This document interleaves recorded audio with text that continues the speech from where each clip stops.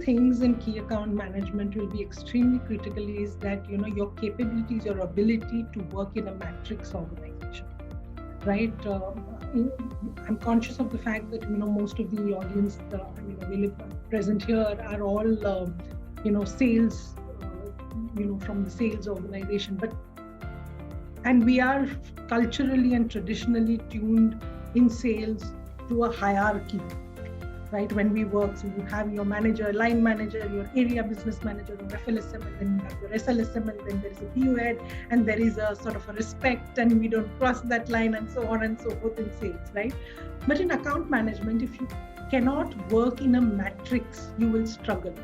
And when I say matrix, and this question just, it's a good question, but it's more skewed towards the sales. I would take it a little further that you've got to be, interacting even with all other cross-functional heads. So be it your medical, your regulatory, your compliance, your legal, your finance business partners, so on and so forth.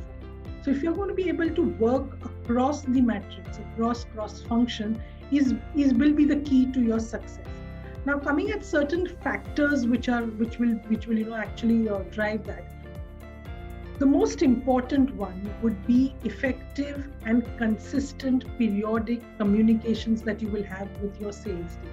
If you are going to work in silos, if the sales team or the brand team or the marketing team works in silos and you as a CAM team works in silos, it will never work, right? So it has to, the brand managers have to have the CAM initiatives as a part of their brand plan, right? So therefore, and then when you execute those plans, there has to be with the sales team an absolute, transparent and consistent communication that needs to go. So that's one most important and critical point. If you are not going to be able to do, because what happens is with this communication, so I am not a very big fan of too many meetings and boring the sales guys to death with meetings. This is something that we sales guys don't like at all, right? Let me work in the field. But what happens is that there is a two-way communication and there is a feedback which comes two ways.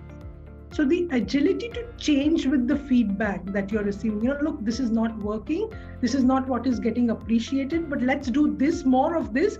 I've got this feedback. Let's go ahead and do this. Why don't we involve this brand even in my, let's say, my commercial value proposition that I have given, or on my turnover discounts that I have given, whatever, my portfolios that I've. So that feedback can come only if you are having those consistent interface meetings, as we call it.